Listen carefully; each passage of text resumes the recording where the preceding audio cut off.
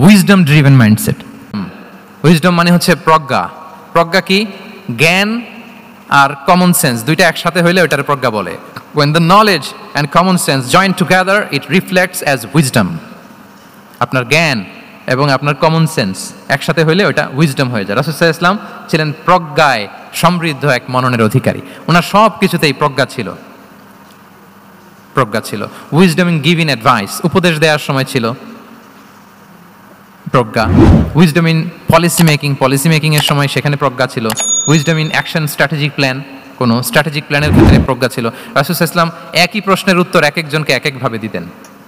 অনেক সাহাবারা জিজ্ঞেস করতেন যে রাসূলুল্লাহ একই প্রশ্ন, একে বললেন এইটা, ওরে বললেন ওইটা, ওরে বললেন আরেকটা, এটা কেন? রাসূল সাল্লাল্লাহু আলাইহি ওয়াসাল্লাম বললেন যে আমি জানি ওর কিসে ঘাটতি, আমি জানি ওর কি প্রয়োজন, আমি জানি ওকে কোন নাসিহাটা দিলে কাজ করবে, ফলে এক একজনকে আমি এক একভাবে ক্লারিফাই করেছি। আল্লাহু আকবার। This is called wisdom.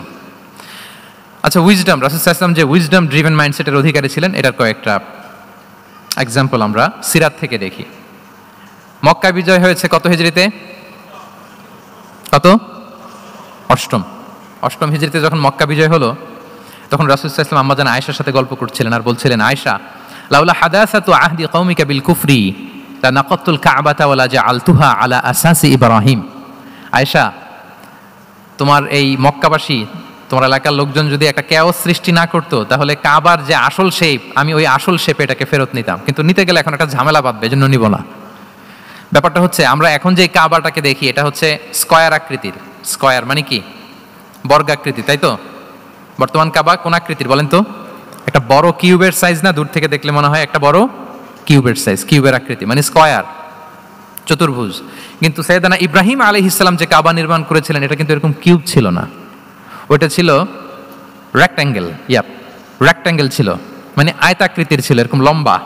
এই যে এই টেবিলটা যেরকম, টেবিলের যে শেপ এরকম ছিল, এরকম লম্বা কাবাঘর ছিল আয়তাকৃতির। কিন্তু এখন এটা কমে স্কয়ার আকৃতির হয়ে গেছে।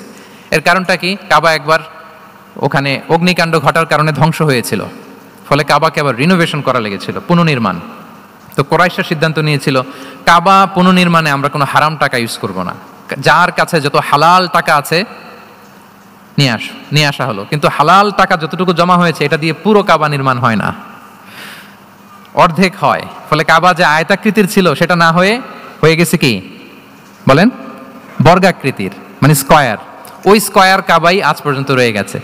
কিন্তু ওই যে আয়তক্ষেত্রের যে শেপের মধ্যে যতটুকু জায়গা বাকি ছিল ওইখানে দেখবেন একটা ক্রিসেন্টের মতো আছে, হেজরে ইসমাইল, হাতিমে কাবা বলে। ওইটার ভিতরে নামাজ পড়া আর কাবার ভিতরে নামাজ পড়া একই হুকুম। ওইটার ভিতরে নামাজ পড়া আর কাবার ভিতরে নামাজ পড়া কি একই হুকুম। ফলে ওই হাতিমের ভেতরে ফরজ সালাত আদায় হয় না, নফল সুন্নাত পড়া যায়। এমনকি কাবার ভেতরেও ফরজ সালাত আদায় করলে আদায় হবে না, কারণ নামাজের ফরজের মধ্যে একটা ফরজ হচ্ছে ইলা জিহাতিল কাবা, টু দ্য ডাইরেকশন অফ কেবলা। আপনার কেবলা মুখী হইতে হবে না, আপনি তো কাবার ভিতরে ঢুকে গেছেন, এখন কাবা কোন দিকে? কাবা তো নাই, বের হইতে হবে, বের হয়ে কাবা মুখী হলে সালাত হবে। I think you got the point.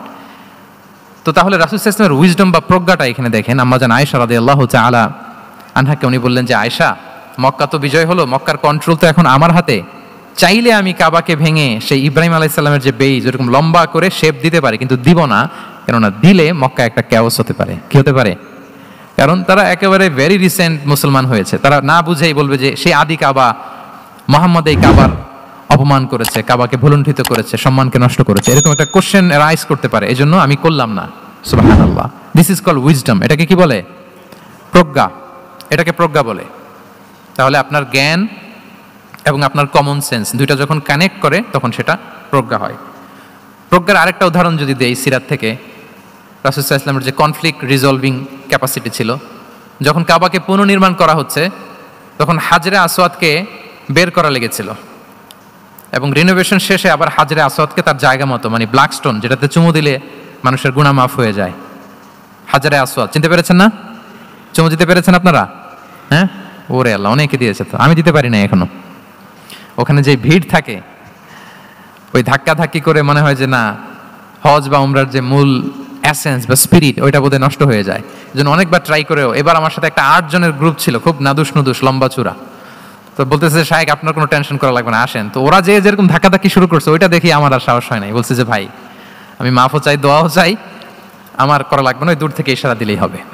তো এটা অনেকে ভুল করে ফেলে। অনেক বোনেরা যাদের জন্য হেজাব নিকাব মেনটেন করা হচ্ছে ফার্জ, পর্দার কোনো বালাই নাই, পুরুষের সাথে ধাক্কা ধাক্কি করে তার শরীর মিশে যাচ্ছে, গা মিশে যাচ্ছে, ধাক্কা ধাক্কি করে একটা সুন্নতের জন্য ফরজকে স্যাক্রিফাইস করে ফেলতেছে। মানে ফোকাস ঠিক নাই আর কি, কোথায় যে কোনটা করতে হবে ওইটাই ভুলে গেছে। তো এই হাজরে আসওয়াদ পাথরকে আবার জায়গা মতো রাখতে হবে। এখন কে রাখবে এই নিয়ে মারামারি মক্কায়। বড় বড় 4টা গোত্র বলে, এই গোত্র বলে আমি রাখবো, এই গোত্র বলে আমি রাখবো, আরেক গোত্র বলে রক্তের গঙ্গা বইয়ে দেবো মক্কায়, কিন্তু এই সম্মান অন্যকে নিতে দিব না, কারণ ইটস ভেরি প্রেস্টিজিয়াস ইস্যু যে আমাদের গোত্র এই ব্ল্যাকস্টোন হাজরে আসওয়াদকে নিয়ে জায়গা মতো রেখেছে, এটা কাউকে দিব না। তো সবাই যখন মারমুখী, তখন আল্লাহ রাসূল সাল্লাল্লাহু আলাইহি ওয়া আলিহি ওয়াসাল্লাম তিনি সমাধান দিলেন যে মারামারির দরকার নাই, একটা চাদর নিয়ে আসো। নিয়ে আসা হলো। 4 গোত্রের 4 লিডারকে বললেন চাদরের 4 কোণা ধরো। 4 জন 4 কোণা ধরলো। রাসূল সাল্লাল্লাহু আলাইহি ওয়াসাল্লাম তিনি পাথরটা নিয়ে মাঝখানে রাখলেন। এবার 4 নেতাকে বললো আসো, জাতীয় 4 নেতা চলে আসো, কাবার সামনে চলে আসলো। এরপরে আল্লাহ রাসূল সাল্লাল্লাহু আলাইহি ওয়াসাল্লাম ওনার মোবারক হাত দিয়ে, বরকতময় হাত দিয়ে হাজরা আসওয়াদকে নিয়ে নিজ হাতে রাখলেন। এবার সবাই হ্যাপি, কারণ অংশগ্রহণ করতে পারছে। আসলে মূল স্ট্যাটাস কিন্তু চলে গেছে রাসূলের দিকে, নাকি? ওরা তো এটা টাচও করতে পারে নাই, পারছে? ওরা চাদর ধরেই হ্যাপি, কিন্তু পাথরটা ধরেছিল কে? রাসূল সাল্লাল্লাহু আলাইহি ওয়াসাল্লাম। চাদরে রেখেছিল কে? রাসূল সাল্লাল্লাহু আলাইহি ওয়াসাল্লাম। চাদর থেকে নিয়ে আবার কাবা ঘরে সেট করেছিল কে? রাসূলুল্লাহ সাল্লাল্লাহু আলাইহি ওয়া আলিহি ওয়াসাল্লাম। এভাবে উনি কনফ্লিক্ট রিজলভ করতেন থ্রু হিজ উইজডম, ওনার প্রজ্ঞার মধ্য দিয়ে। আমরা যদি তায়েফের ঘটনা দেখি, রক্তাক্ত হয়েছেন, পাহাড়রক্ষী ফেরেশতারা এসে বলেছে রাসূলুল্লাহ জাস্ট অর্ডার করেন, আমরা কোলাপস করব এমন ভাবে the entire Taif city will be collapsed, একেবারে স্ম্যাশ করে দিব, পাউডার হয়ে যাবে। রাসূল সাল্লাল্লাহু আলাইহি ওয়াসাল্লাম বললেন না, বাল আরজু আন ইউখরিজাল্লাহু মিন আসলাবিহিম মান ইয়াবুদুল্লাহ ওয়াহদাহু ওয়া লা ইউশরিকু বিহি শাইআ। তিনি বললেন না, ওদেরকে ধ্বংস করে দিও না, ওদেরকে ধ্বংস করলে লা ইলাহা পড়বে কে? সুবহানাল্লাহ। কি উইজডম ড্রিভেন ছিলেন উনি। উনি বলেন যে আমি আশা করি, প্রত্যাশা রাখি, দোয়া করি যে ওরা আমাকে প্রত্যাখ্যান করেছে, কিন্তু ওদের যে নেক্সট জেনারেশন ওরা সাক্ষী দেবে আশহাদু আল্লাহ ইলাহা ইল্লাল্লাহ ওয়া আশহাদু আন্না মুহাম্মাদার রাসূলুল্লাহ। এবং তাই হয়েছে। এখন তায়েফে যান, চারদিক থেকে আল্লাহু আকবার ধ্বনিতে মুখরিত তায়েফ, এবং এত চমৎকার শহর, এটা একটা টুরিস্ট ডেস্টিনেশন হয়ে গেছে। সৌদি আরবিয়াতে যারা যায়, তায়েফ না গেলে লোকদের ভালো লাগে না। ঠান্ডা, সবুজ শ্যামল, রেইনফল হয়, ফলমূল পাওয়া যায়। আব্দুল্লাহ ইবনে আব্বাস রাদিয়াল্লাহু তাআলা আনহুর স্মৃতিধন্য মসজিদ আছে, অনেকগুলো ইউনিভার্সিটি আছে, ইসলামিক ইনস্টিটিউশন আছে। এই যে নয়নাভিরাম তায়েফ, এটা রাসূল সাল্লাল্লাহু আলাইহি ওয়াসাল্লামের উইজডমের ফসল, ঠিক কিনা বলেন? ওই দিন যদি রাগের চোটে বলতো যে হ্যাঁ দাও, স্ম্যাশ করে দাও, তাইলে এই যে যারা শাহাদা পড়েছে, মুসলিম হয়েছে, এটা কিন্তু হতো না। তাহলে এটা হচ্ছে রাসূল সাল্লাল্লাহু আলাইহি ওয়াসাল্লামের প্রজ্ঞার একটা উদাহরণ। আর একটা উদাহরণে যাই। রাসূল সাল্লাল্লাহু আলাইহি ওয়াসাল্লাম যখন আকাবার দ্বিতীয় শপথ করে ফেললেন ইয়াসরিববাসীর সাথে, তখনও মদিনা হয়নি, তো তখন মদিনাবাসী বলল যে রাসূলুল্লাহ আপনি তো এখনো হিজরত করবেন না, তো আমাদেরকে কোরআন শিখাবে কে, সালাত শিখাবে কে? আপনি একজন দায়ী পাঠান, আমাদের সাথে একজন টিচার দেন। রাসূল সাল্লাল্লাহু আলাইহি ওয়াসাল্লাম তখনও মদিনাতে হিজরতে যাননি, আমাদের সাথে একজন দায়ী পাঠাবেন। তো রাসূল সাল্লাল্লাহু আলাইহি ওয়াসাল্লাম একজনকে দায়ী হিসেবে পাঠিয়েছিলেন। বলেন ওই দায়ীর নাম কি? কি নাম? মুসআব ইবনে উমাইর রাদিয়াল্লাহু তাআলা আনহু, যিনি উহুদের যুদ্ধে শহীদ হয়েছিলেন, উনাকে পাঠিয়েছিলেন। দেখেন, উনি আবু বকর রাদিয়াল্লাহু তাআলা আনহুকে পাঠান নাই, পাঠিয়েছেন ওমর ফারুককে, ওসমান রাদিয়াল্লাহু তাআলা আনহু, আলী রাদিয়াল্লাহু তাআলা আনহু, কাউকে পাঠাইছেন? কারে পাঠালেন? মুসআবকে। এর কারণ হচ্ছে উনি দেখতে খুব স্মার্ট ছিলেন, খুব ড্যাশিং ফেসের অধিকারী ছিলেন, এলিট ফ্যামিলি, মক্কার এলিট ফ্যামিলির একজন যুবক ছিলেন, এবং উনি সবচাইতে দামি দামি পারফিউম কালেক্ট করে ওইটা দিতেন। উনি মক্কার কোনো রাস্তা দিয়ে হেঁটে গেলে লোকজন বুঝতো এই রাস্তা দিয়ে কিছুক্ষণ আগে হেঁটে গিয়েছে মুসআব ইবনে উমাইর। সুবহানাল্লাহ। আমরা বাংলায় বলি না যে আগে দর্শনদারি পরে গুণবিচারী, এই কথাটার সাথে পরিচিত আপনারা? আগে দর্শনদারি পরে গুণবিচারী। আল্লাহ তাআলা এক একজনকে আমাদেরকে এক এক অবয়বে সৃষ্টি করেছেন। হুয়াল্লাযী ইউসাউবিরুকুম ফিল আরহামি কাইফা ইয়াশা। আল্লাহর একটা নাম হচ্ছে তিনি আল মুসাউবির, দ্য ডিজাইনার। মায়ের গর্ভে থাকতেই আমাদের কার চেহারা, কার কণ্ঠস্বর, কার স্কিন কালার, কে কিরকম হব, সব ফিক্স তিনি ঠিক করে দিয়েছেন। এটা আল্লাহর দেয়া। কিন্তু রাসূল সাল্লাল্লাহু আলাইহি ওয়াসাল্লামের উইজডমের ব্যাপার হচ্ছে তিনি আবু বকর রাদিয়াল্লাহু তাআলা আনহু, ওমর রাদিয়াল্লাহু তাআলা আনহু, ওসমান আলী, কাউকে চুজ না করে কাকে পাঠালেন? মুসআব ইবনে উমাইরকে। যে তাকে দেখলেই সবাই আগে পাগল হয়ে যায়, মানে ইমপ্রেস হয়ে যায়। হ্যাঁ, ফার্স্ট ইমপ্রেশনটা তার খুব ভালো, খুব ভালো। উনি মুসআব ইবনে উমাইরকে পাঠালেন, এবং যেই প্ল্যান সেই কাজ। উনি যে পুরো মদিনা কাঁপায় ফেলছেন, মাশাআল্লাহ। মদিনার ঘরে ঘরে উনি ইসলামের বার্তা পৌঁছে দিয়েছেন।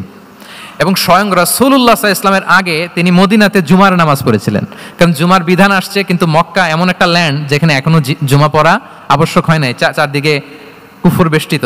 তো রাসূল সাল্লাল্লাহু আলাইহি ওয়াসাল্লাম লোক পাঠিয়েছেন যে জুমার বিধান এসছে, মুসাব তুমি কিন্তু মদিনায় যারা আছে তাদেরকে নিয়ে জুমা পড়ে ফেলো। তো মুসাব রাদিয়াল্লাহু তাআলা আনহু স্বয়ং রাসূলুল্লাহ সাল্লাল্লাহু আলাইহি ওয়াসাল্লামের আগে রাসূল সাল্লাল্লাহু আলাইহি ওয়াসাল্লামের পারমিশন নিয়ে মদিনাতে জুমা কায়েম করে ফেলছে। সুবহানাল্লাহ, এত আসতে বললে হবে? সুবহানাল্লাহি ওয়া বিহামদিহি। দেখেন, উইজডম ড্রিভেন পার্সোনালিটির অধিকারী ছিলেন, প্রজ্ঞার অধিকারী ছিলেন, অন্য কাউকে পাঠাননি। কাকে পাঠিয়েছেন? মুসআব ইবনে উমাইর। তাহলে উনি যেই কাজটাই করতেন, যেটা বলতেন, যেটাতে এঙ্গেজ হতেন, এর নেপথ্যে প্রজ্ঞা ছিল। কি ছিল ভাই? উইজডম ছিল। আল্লাহ যেন সেই উইজডম আমাদেরকে দান করেন, আল্লাহ যেন সেই প্রজ্ঞা দিয়ে আমাদেরকে সমৃদ্ধ করেন। আমরা সবাই পড়ি আমিন।